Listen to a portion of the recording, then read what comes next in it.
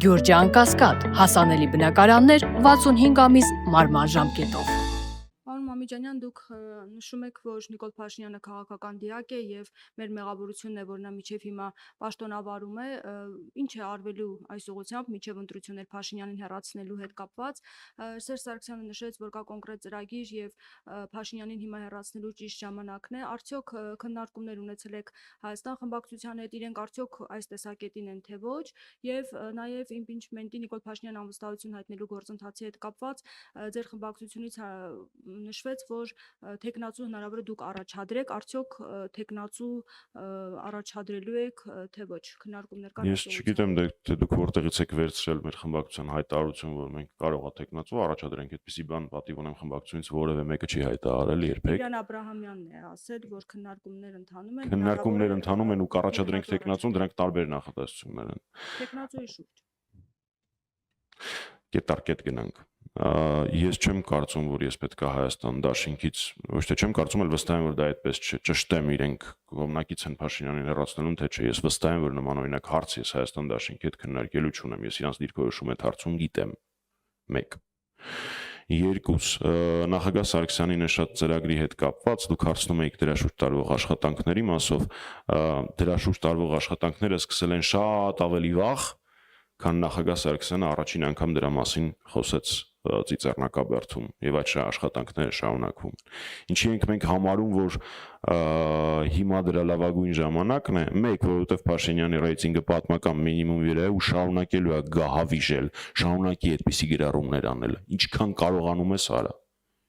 Ինչքան կարողանում ես մարդկանց քո իրական դեմքը ցույց տուր։ Դա առաջին։ Երկրորդ, որովհետև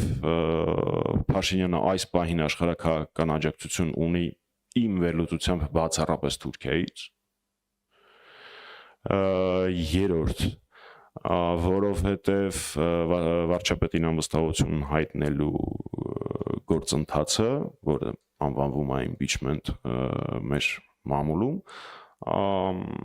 ենթադրում է միակն է ճանապարհներից, որը ենթադրում է 0 մասնակցություն Փաշինյանի կողմից, 0 կախվածություն Փաշինյանից։ Այսինքն դա ընտրություն չի, որը ինքը կազմակերպելու է իր բոլոր խախտումներով, դա արտահերթ ընտրություն չի, որը ինքը նշանակելու է, դա հրաժարական չի, որը պիտի իրան ժողովրդական ճնշման միջոցով ինքը տա կամ չտա։ Ինքը 0 մասնակցություն ունի այդ գործընթացին։ Այդ եւ մի հազար հատ այլ պատճառներով մենք համարում ենք վարչապետին անվստահություն հայտնելու գործիքը ամենաիրատեսականը, ամենահավանականը այս պահին։ Թեկնածուի հետ կապված ես եւս մեկ անգամ մեջբերեմ մեր հայտարարությունը, մենք չենք առաջադրում այս պահին թեկնածու, որպեսզի առանց այդ էլ բարդ գործընթացը չծանրացնենք քաղաքական ամբիցիաներով, քաղաքական նկրտումներով։ Ու այդպես հանրապետականը վարվել է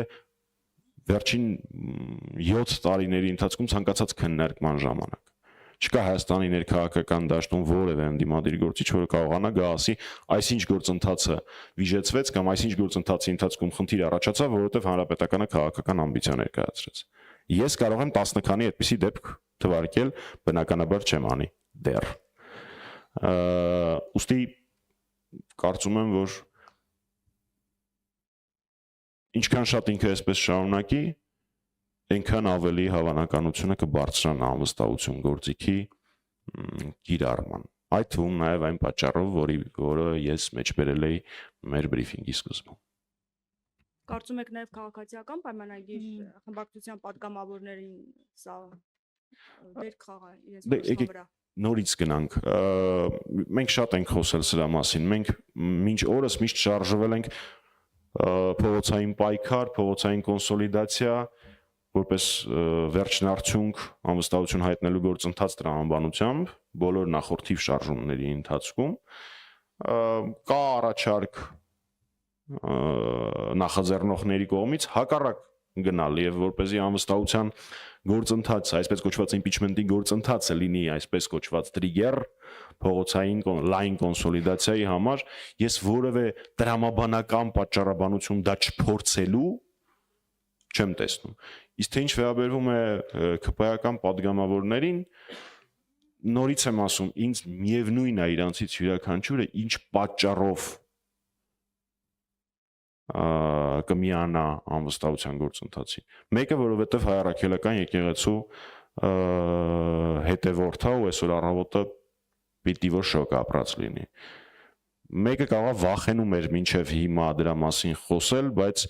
այն ժամանակ Արցախի կորստի հետ կապված, Արցախի հանձնման հետ կապված ունեցել է իր մտքերը, հույզերը, հիմա հաշվի առնելով Փաշինյանի գահավիժող ռեյտինգը այլևս չվախենա։ Մյուսը կարող է սոցիալական խնդիրներով տեսնի, որ մեր ազգաբնակչությունը պարզապես հարստահարվում է հարկերով, գույքահարկերով, աղբահանության վճարներով, եսի մինչերով ու դրա համար անի։ Մյուսին կարող է դուր չգա այն փաստը, որ սոցիալական անհավասարությունը, սահմանադրությանը հակասություն է մտցվում եւ մարդկանց առաջարկում են օրինական վճարով իրենց քաղաքացիական պարտքից, այսինքն բանակում ծառայելուց հրաժարվել, որ օրինակ CVK-ը եւ այլ որոշ լրատվականներ չգրեն, այո, ես չեմ ծառայել Հայաստանի Պետության զինված ուժերում, որտեղ գիտությունների տեխնացու եմ։ Ուստի ինձ մեկ է թե յուրաքանչյուրը ինչ շարժառիթ կունենա, ինչ դրդապատճառ կունենա, բայց ես կարող եմ երաշխավորել, որ հայրենասերները կապահովեն այն ԿՊ-ական падգամավորների անվտանգությունը, պաշտպանությունը, որոնք կփորձեն եւ կորոշեն անցնել պատմության ճիշտ կողմը։ Շնորհակալ եմ։